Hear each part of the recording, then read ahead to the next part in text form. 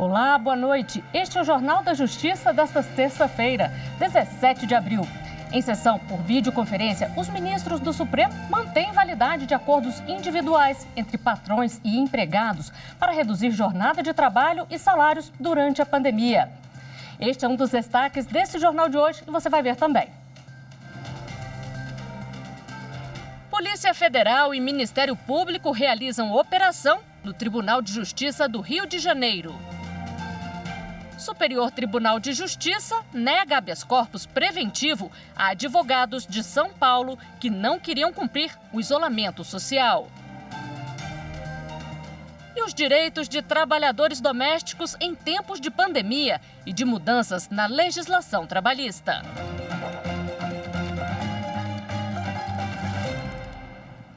Em sessão extraordinária, nesta sexta-feira, o Supremo Tribunal Federal retomou o julgamento sobre a necessidade do aval de sindicatos em acordos individuais de redução salarial e de jornadas. Por videoconferência, os ministros analisaram a ação que questiona alterações em regras trabalhistas durante a pandemia da Covid-19. O relator da ação direta de inconstitucionalidade apresentada pelo partido Rede Sustentabilidade, ministro Ricardo Lewandowski, manteve em seu voto o entendimento de que os acordos individuais de redução de jornada e de salário ou de suspensão temporária de contrato de trabalho devem ser comunicados aos sindicatos em até 10 dias para que se manifestem sobre sua validade. O julgamento foi suspenso na quinta-feira devido a um problema técnico na plataforma de videoconferência e foi retomado nesta sexta em sessão extraordinária com o voto do ministro Alexandre de Moraes. Ele divergiu do relator quanto à necessidade de o sindicato referendar o acordo. A exigência de que só se torne um ato jurídico perfeito com a concordância do sindicato ou mesmo a possibilidade do sindicato alterar esse acordo feito individualmente, a meu ver, geraria enorme insegurança jurídica e, consequentemente, diminuiria sensivelmente a eficácia dessa medida emergencial. Já o ministro Edson Fachin abriu nova divergência. Para ele, o pedido da Rede Sustentabilidade deveria ser aceito de maneira integral para fazer prevalecer a necessidade de negociações coletivas.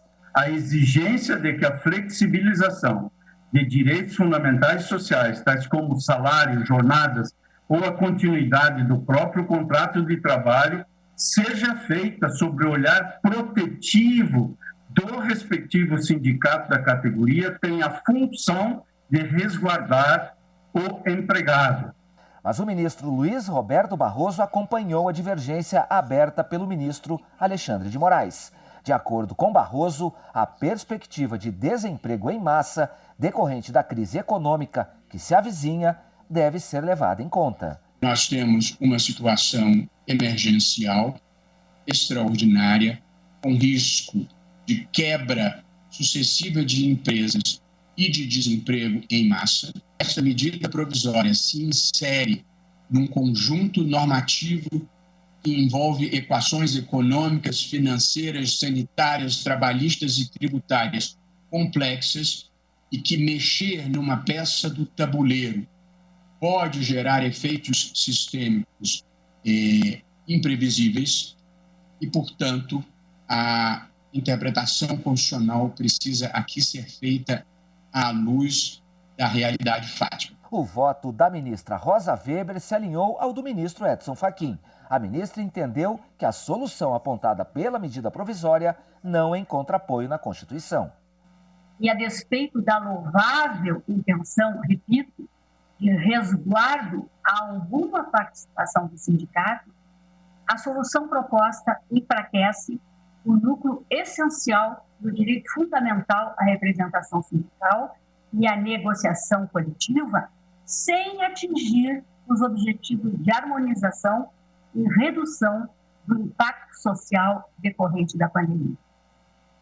Entendo que a inversão da lógica das tratativas negociais coletivas, em verdade, pode até conduzir ao recrudescimento do conflito social. E a nossa consultora jurídica, Karina Zuccolotto, também acompanhou a sessão plenária de hoje. Detalha pra gente como votaram os demais ministros e o resultado desse julgamento. Boa noite, Karina. Boa noite, Flávia. Conta aí pra gente como é que ficou o julgamento.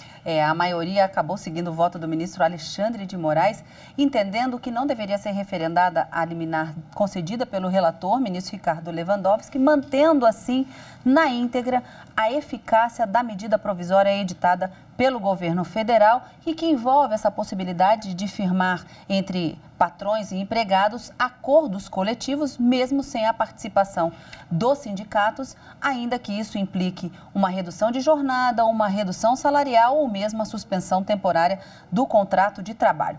Essa foi a decisão tomada hoje pelos ministros, por maioria ficaram vencidos, então, ministro relator, que parcialmente deferia a liminar para dar uma decisão aditiva e entender que haveria necessidade de participação desses sindicatos. Vencidos ministra Rosa e ministro Edson Fachin, que concediam na íntegra o pedido do partido Rede, mas acabou vencendo a maioria que se formou no sentido de não referendar a liminar e nem não concedê-la da forma como foi pedido e manter a eficácia da medida provisória. Essa é a decisão, foi tomada em sede de medida cautelar. O mérito da ação ainda deve ser julgado no plenário. E na semana que vem tem mais julgamento, tem mais sessão plenária por videoconferência, não é mesmo? Eu diria que na semana que vem a gente ainda continua com essa pauta envolvendo a Covid-19 e os reflexos e as medidas do governo tomadas justamente para tentar equacionar todo esse problema, essa excepcionalidade que a gente está vivendo. Na quarta e na quinta-feira já estão agendadas as sessões plenárias também por videoconferência, que a gente vai acompanhar tudinho e vamos transmitir também aqui pela TV Justiça. Muito obrigada, boa noite, bom descanso. Obrigada, igualmente. E a Polícia Federal e o Ministério Público Federal realizaram uma operação hoje no Tribunal de Justiça do Rio de Janeiro. Policiais fizeram busca e apreensão no gabinete do desembargador Mário Guimarães. A ação desta sexta-feira atende a uma decisão do ministro do Superior Tribunal de Justiça, Félix Fischer, e tem o objetivo de combater os crimes de lavagem de dinheiro, associação criminosa, corrupção e crimes contra o sistema financeiro nacional.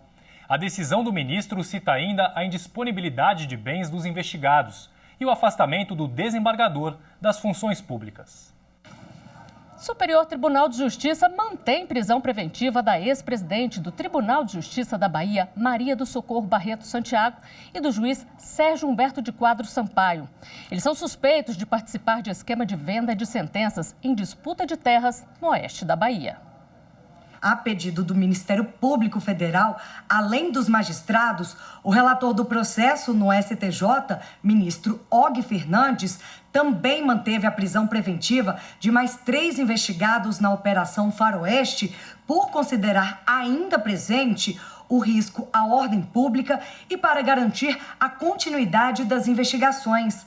Na decisão, Og Fernandes destacou que a instrução criminal ainda não foi iniciada e que apenas o oferecimento da denúncia em dezembro do ano passado não torna a prisão preventiva inútil ou desnecessária.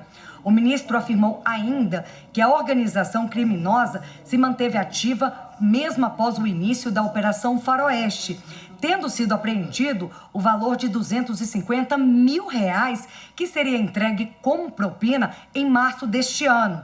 E as atividades ilícitas não foram interrompidas nem mesmo durante a pandemia de coronavírus.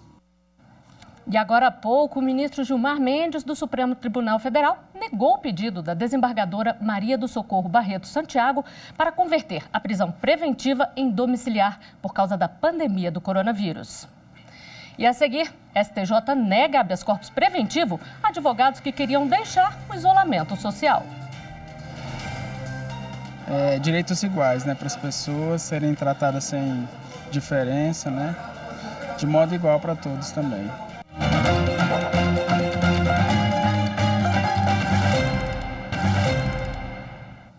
O ministro do Superior Tribunal de Justiça, Ribeiro Dantas, negou o habeas corpus preventivo a 3 advogados de São Paulo. Eles pediam salvo-conduto para não serem presos por desrespeitar o isolamento social, caso o governador paulista, João Dória, cumprisse a ameaça de endurecer as regras de combate à pandemia do novo coronavírus. O ministro citou jurisprudência do STJ no sentido de que não é cabível habeas corpus contra ato hipotético, já que o governador disse apenas em entrevista que se o número de moradores de São Paulo cumprindo a quarentena não chegasse a 70%, seriam necessárias medidas mais rígidas, que poderiam incluir multa e até prisão para quem violasse o isolamento. E o Ministério Público do Distrito Federal e Territórios aumentou a tramitação de processos eletrônicos, mesmo durante a pandemia causada pelo novo coronavírus. A tramitação de processos eletrônicos do Ministério Público do Distrito Federal e Territórios aumentou em 25%. A média diária desse serviço era de 2.949 em novembro do ano passado e agora, em março, o volume subiu para 3.690, quando começou o teletrabalho em razão da pandemia do coronavírus. Os dados são da Secretaria de Tecnologia e Informação do MPDFT. O órgão também verificou aumento de 93% de acesso ao trabalho remoto e 7% desses acessos vieram de dentro do Ministério. O volume de acessos é uma forma de demonstrar o quanto os integrantes da área FIM trabalham, já que eles produzem por meio do sistema. A presidente do TST, ministra Maria Cristina Peduzzi, manteve medidas para proteger do coronavírus os empregados dos Correios do Rio de Janeiro. A estatal havia alegado dificuldades. O repórter Pablo Lemos tem mais informações. Na ação, os Correios alegaram que manter as medidas de proteção aos empregados afetaria o funcionamento do serviço postal e causaria sério prejuízo financeiro. Mas o Tribunal Regional do Trabalho, no Rio de Janeiro, manteve a decisão de primeiro grau, que determinava o fornecimento de toda a proteção necessária aos empregados. O juízo de primeiro grau havia julgado procedente pedido do Ministério Público do Trabalho para que os Correios fornecessem toda a proteção. Segundo o pedido, todos os empregados que atuam no atendimento ao público externo e na distribuição de objetos postais deveriam usar máscaras, luvas, copos e talheres descartáveis. Mas os Correios recorreram ao Tribunal Superior do Trabalho. Ao analisar o recurso dos Correios no TST, a presidente ministra Maria Cristina Peduzzi afirmou que não deve ser minimizada a adoção de medidas de segurança e saúde em relação aos empregados e que os Correios, como empresa pública, também se sujeitam à obrigação de cumprir as normas de segurança e medicina do trabalho, como consta na CLT e na Constituição da República. A ministra argumentou que, assim como o decreto que dispõe sobre o funcionamento dos serviços essenciais durante a pandemia, os Correios devem manter cautelas necessárias no combate à Covid-19. Superior Tribunal de Justiça lança página na internet com informações sobre coronavírus. O novo espaço está hospedado dentro do site oficial do STJ na parte superior. Nele é possível conhecer as ações do tribunal para manter a prestação jurisdicional e outros serviços essenciais. Todas as resoluções sobre as mudanças feitas neste período podem ser acessadas já na página principal. Logo abaixo, no link Notícias do portal, é possível ler as reportagens sobre as decisões judiciais relacionadas à pandemia do novo coronavírus. Tem também um guia de cuidados produzido pela Secretaria de Segurança do Tribunal. Na aba Como fica o atendimento judicial no STJ, você fica por dentro das principais mudanças em relação aos prazos processuais, julgamentos virtuais, e-mail para demandas judiciais e links para as dúvidas dos serviços mais frequentes. No novo site também é possível assistir às matérias produzidas pela Coordenadoria de TV do STJ e acompanhar as postagens feitas nas redes sociais do Tribunal. No esforço para conter a pandemia do novo coronavírus, desde o dia 16 de março, a Corte cancelou temporariamente as sessões presenciais e ampliou os julgamentos virtuais, além de adotar o trabalho remoto. Para o presidente do STJ, ministro João Otávio de Noronha, o tribunal está pronto para oferecer a melhor prestação jurisdicional possível, garantindo os direitos dos cidadãos neste momento delicado pelo qual o país e o mundo estão passando. A Justiça determinou a suspensão da construção de um loteamento em Duque de Caxias, no Rio de Janeiro. Na ação civil pública movida pelo Ministério Público Federal, a Justiça determina que a empresa GR Caxias Construções e Empreendimentos Imobiliários suspenda imediatamente todas as atividades exercidas no bairro Xerém, em Duque de Caxias. Além disso, foi suspensa a licença de instalação concedida pela Prefeitura para a implantação do loteamento pela empresa. O condomínio Golden Village estava sendo construído em áreas de Mata Atlântica e nas proximidades da área de proteção ambiental do Alto Iguaçu. Em caso de descumprimento, foi estabelecida a multa inicial de R$100 mil. Os institutos Brasileiro do Meio Ambiente, IBAMA, e o Estadual do Ambiente, INEA, devem apresentar relatório com os eventuais danos ambientais causados ao meio ambiente e à vegetação. A 7ª turma do Tribunal Superior do Trabalho decidiu que a construtora OAS não precisa pagar para recorrer de decisão em primeiro grau de processo trabalhista. Os ministros do TST entenderam que, por lei, uma empresa em recuperação judicial está isenta de tal depósito. Após ser condenada em primeiro grau, a construtora OAS recorreu ao Tribunal Regional do Trabalho da 2ª Região, na capital paulista. Como a empresa não comprovou o pagamento do depósito recursal, o TRT considerou o recurso deserto. Para o regional, apesar de a reforma trabalhista ter incluído na CLT a isenção do pagamento do depósito em caso de empresas em recuperação judicial, a OAS não poderia ser beneficiada, isso porque entrou com a ação antes da mudança na lei. A construtora, então, recorreu ao Tribunal Superior do Trabalho. O relator do caso na 7ª turma, ministro Cláudio Brandão, considerou, no entanto, que o TRT errou ao não aceitar a aplicação da lei. De acordo com o processo, o regional levou em conta a data do ajuizamento da ação. O correto, segundo o ministro, seria se basear na data de publicação da sentença que originou o recurso, o que ocorreu quando a nova lei já estava em vigor. Com a decisão, o processo volta ao TRT de origem. E no próximo bloco, você vai ver como está o sistema de plantão dos cartórios, determinado pelo Conselho Nacional de Justiça. E agora, no intervalo do jornal, você vai ver mais um episódio da série Aqui Tem Justiça. No Tribunal de Justiça do Distrito Federal, o preso em flagrante recebe atenção especial durante a audiência de custódia. Voltamos já. É tratar as pessoas como elas devem e merecem ser tratadas, respeitando aí a condição e a característica de vida de cada pessoa.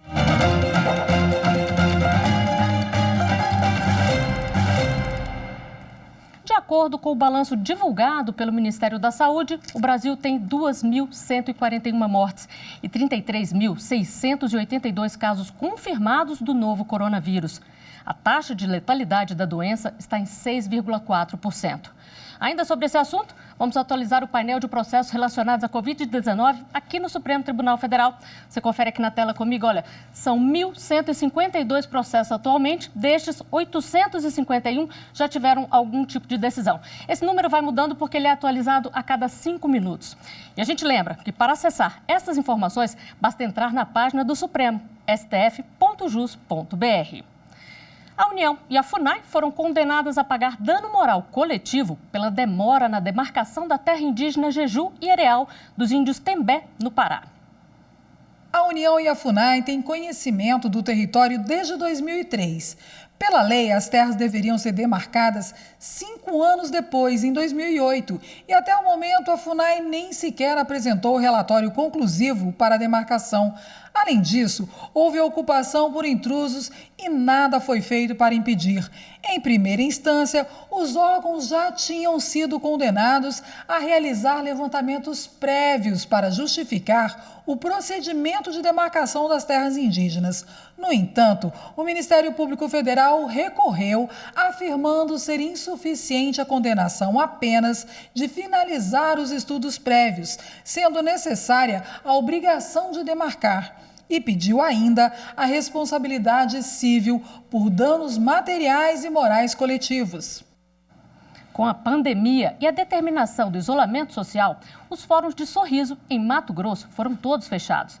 Mas a justiça por lá não parou. A juíza Daiane Goulart conta pra gente como os magistrados estão trabalhando. Nesse período de isolamento social, as portas dos prédios dos fóruns foram fechadas. Essa decisão foi tomada para a proteção do nosso bem maior, que é a vida. Contudo, o Poder Judiciário não parou. Todos os dias são proferidas sentenças, despachos e decisões, incluindo liberação de valores. Nós estamos trabalhando das nossas casas para que o seu direito seja garantido. Que Deus nos proteja, nos dê paz e, principalmente, esperança. E quais os direitos dos trabalhadores domésticos nesta época de pandemia?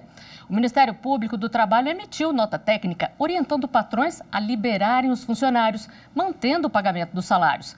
Caso não seja possível a dispensa remunerada, o empregador deve implantar medidas para proteger a saúde de todos.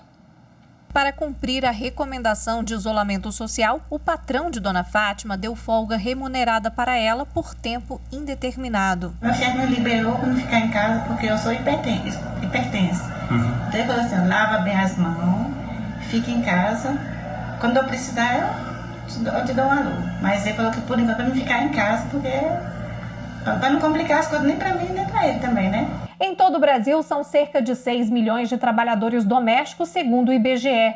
Para garantir o direito à saúde e também a manutenção do emprego, o Ministério Público do Trabalho emitiu nota técnica orientando que patrões liberem os trabalhadores domésticos, mantendo o pagamento dos salários. Caso não seja possível a dispensa remunerada, o empregador deve implantar medidas para proteger a saúde de todos. E foi isso que Alisson fez. O publicitário conta que não foi possível dispensar a babá porque ele e a esposa continuam trabalhando em casa. Depois do coronavírus, a gente teve que se adaptar a algumas situações, como, por exemplo, buscar a babá em casa e levar ela também no final do dia do expediente, né, para poder evitar a exposição dela ao contágio e, consequentemente, expor a gente aqui em casa também ao contágio. Esta advogada explica ainda que as férias podem ser adiantadas. É possível que haja o adiantamento de férias, né? Então, foi oportunizado aos empregadores que coloquem esses empregados domésticos de férias, antecipando, mas oportunizou também a esses empregadores que 1/3 de férias, que é o adicional de férias em que todo empregado tem direito a receber quando gozado um período de férias, ele poderá ser pago até dia 20 de dezembro, não precisando ser pago de forma imediata, até porque os empregadores também não estavam preparados para esse momento. Mas essa negociação pode não acontecer com empregados que não têm carteira assinada. Jaciara é um exemplo. Depois que a quarentena começou, fui dispensada, né, de 2 das minhas faxinas. Eu tinha 4 e aí agora eu só tô com 2. Com a medida provisória 936, que foi publicada agora no dia 31 de março, com essa nova alternativa que o governo federal traz, é possível aplicar também aos empregados domésticos o que a gente chama de suspensão do contrato de trabalho ou de redução de jornada. A medida provisória, ela permitiu uma redução de jornada em percentuais variáveis de 25%, 50% ou 70%, em que o empregador vai manter o pagamento daquele percentual em que o empregado continuar trabalhando, continuar prestando os seus serviços, e o governo, através dos valores destinados a seguro-desemprego, vai arcar com uma complementação na proporcionalidade daquilo em que o empregado for colocado em regime de redução. E foi lançada hoje uma plataforma para que empregados domésticos possam pedir de forma mais fácil e rápida o seguro-desemprego. A plataforma pode ser acessada pelo site do governo federal e o trabalhador precisa ter em mãos carteira de trabalho, rescisão de contrato, declaração que prove não usar benefício de prestação continuada e declaração provando que não tem outra fonte de renda. O sistema é comandado pela Secretaria de Previdência Social e Trabalho do Ministério da Economia. E os cartórios estão funcionando em regime de plantão para serviços de urgência. Essa foi uma determinação do Conselho Nacional de Justiça para evitar aglomerações durante o período de pandemia e, ao mesmo tempo, garantir o atendimento necessário. Mas, em muitos casos, o cidadão não precisa ir até o cartório e pode conseguir vários documentos pela internet. Na porta do cartório de notas e protestos de Guanambi, na Bahia, um funcionário faz um pré-atendimento e também passa informações para os clientes que estão dentro do carro. Aqui só entram pessoas que fizeram agendamento. Elas lavam as mãos e usam álcool gel. Jane, que trabalha numa empresa de serviços de topografia, gostou do atendimento. Me direcionou na cadeira, não tinha ninguém no cartório, só um cliente saindo e eu entrando. no horário certo do meu agendamento. Eu fui bem atendida. Quando aproximei já do meu guichê, tinha outra vasilha de álcool gel para eu poder desinfetar as mãos. E lá o atendimento foi ótimo.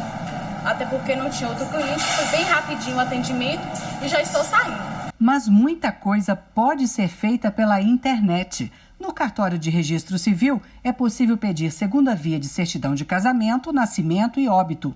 O portal é www.registrocivil.org.br. Já a busca de testamento e escritura pública de divórcio, separação, inventário e partilha pode ser feita no endereço www.centraldetestamento.com.br. No cartório de registro de pessoas jurídicas, serviços como cópias de documentos e assinatura digital estão no site www.rtdbrasil.org.br. Já no cartório de registro de imóveis é possível pedir certidão imobiliária e visualizar a matrícula do registro original do imóvel.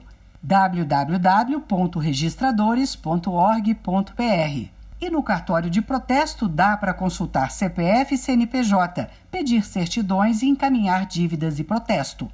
O endereço é site.semprotnacional.org.br. A Associação dos Notários e Registradores do Brasil orienta o cidadão a procurar primeiro o serviço online. A tendência é que os cartórios privilegiem o atendimento virtual à distância. Entretanto, naqueles casos em que é regime de plantão ou preferencialmente as pessoas precisem ir até um cartório, eles estão abertos, estão atendendo com segurança jurídica, que é necessário e que a saúde pública exige nesse momento. E este foi o Jornal da Justiça de hoje. Mas não se esqueça, mande o seu recado ou sugestão de reportagem para o nosso WhatsApp, 61 99260 6116. Boa noite e um bom final de semana.